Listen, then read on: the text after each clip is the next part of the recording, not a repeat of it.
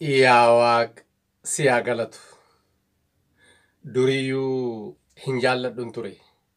Amma immoo galgalaaf ganama gaafa maqaasaa waamanii mata duree mariisa godhatanii ciraadhumaaniin isa jibbe. Kana kan jedhe ana miti. Maatii haadha lalisee keessaa nama tokkotu jedhe viidiyoo kanaa gadhumaatti hordoftan guutuusaa ni argattu. Viidiyoo kanaan akka bohaartan shakkii tokko illee hin qabu. Kallattiidhaan gara viidiyoo keenyaa irraatti deemna. Isa dura garuu akkuma baratame laayik gochuun eegalaa. Warri haaraan baga nagaan dhuftanii maatii mana kanaatti dabalamaa. Eeyyee viidiyoon keenyaa irraas maatii ajaa'ibaa maatii haadha lalisee kan ilaallatudha. Kutaa 5ffaa ta'uu isaati. Har'as dubartiin carraan kennamee fi dubbachuudhaaf ka'anii dhaabbatanii jiru. Kana gidduutti dubartiin ishee cina teesse haga isheen qophooftutti carraan naaf kennamu beeksisa wayiin qabaa jette. Yoo wana kanaa eeyyamanii fi isheenis kaatee dhaabatte Human Hair isa jedhamu sana fuutee dhaabbattee bakka uummati hundumtuu arguu danda'utti ol qabdee Human Hair kana nan gurgura.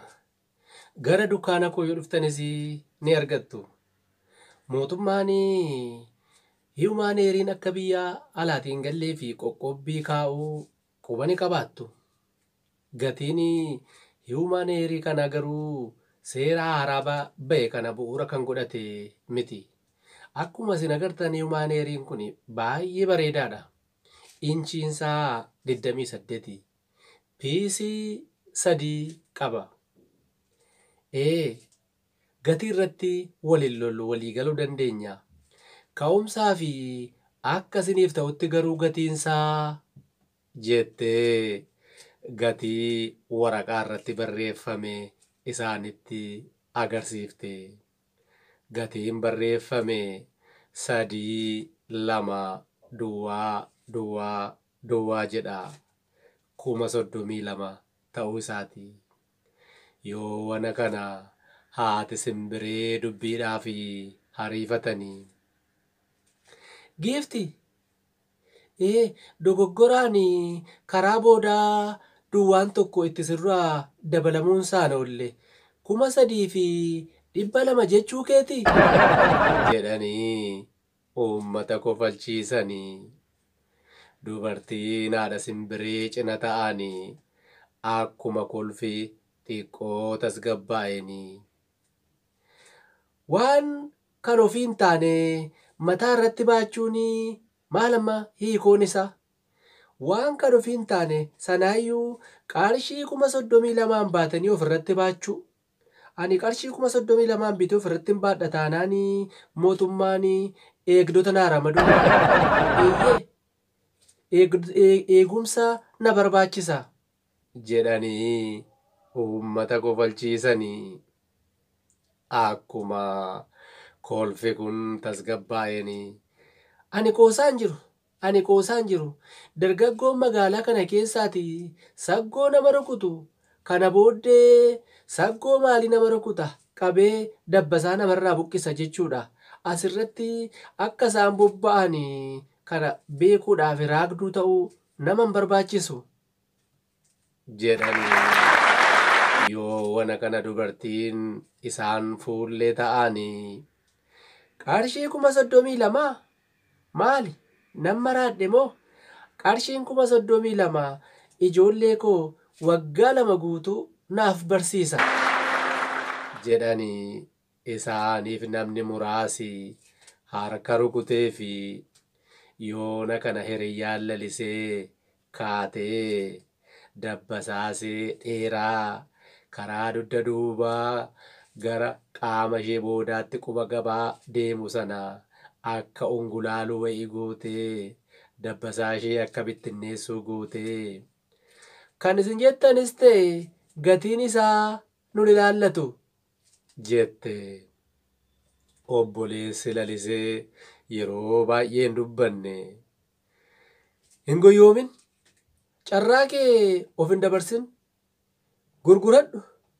Yoo guddiftee daftee gurguratte carraa investara ta'uu kee baay'ee bal'aadha jedhee dubbate. Isaafis ni kolfanii. Yoona kana mucaan karaa gamaa ta'aa turte kaatee dhaabbatte.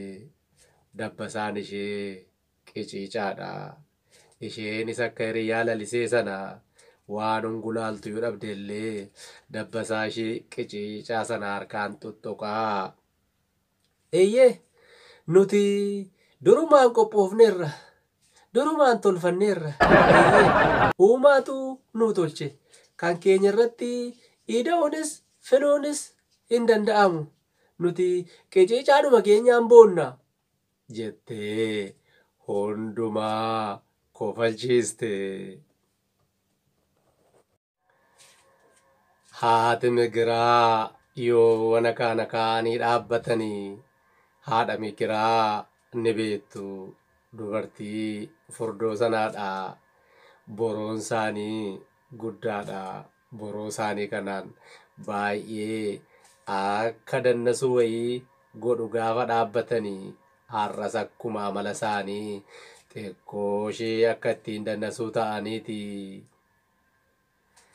Yaa Waaqayyoo galata kee waa'ee xaafii fi zayitii qofa akkan yaadu waan na gooteef galanni si haa ga'u jedhanii uummata kolfaan marrummaan ciranii. Akkuma kolfi tasgabbaa dhufeenii maaloo akkas kofaltanii mootummaa keenya garraamii kana waliin walitti nun buusina. Nuti hiiwumaaneerii fayyadamuu dhiisnee shaashii yookaan marataa biyya keenyatti oomishamu fayyadamuu eegallee jirra.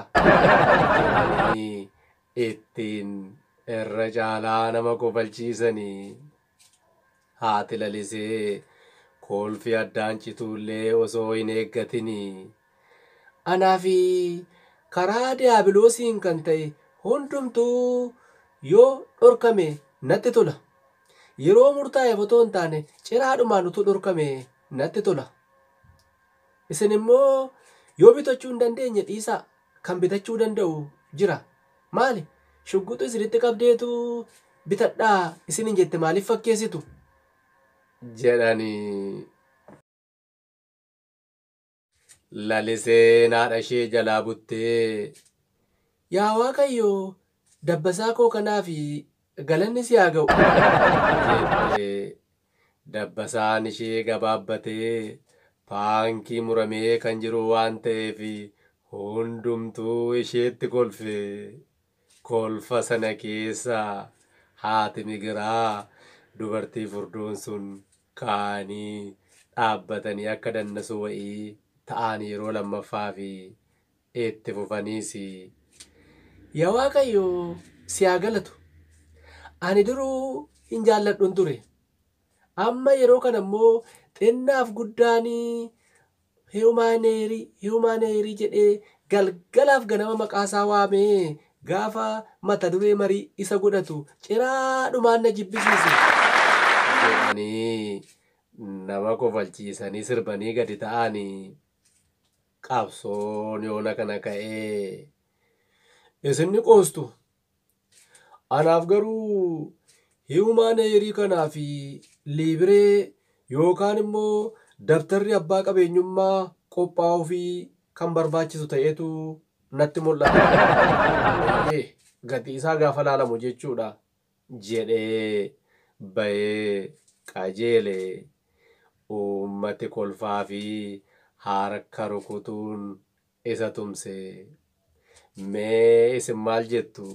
Waan jettanii yaada keessanii asuma jalatti barreessaa. viidiyoo taanuun wal agarraa. Hangasitti nagaan naa turaa. Eeyyee laayikii fi sheerii gochuun eeyyamamaadha. Osoo maatii mana kanaa hin ta'in deemuun garuu gonkaa eeyyamamaa miti. Isin jaallannaa. Nagaatti nagaatti nagaatti.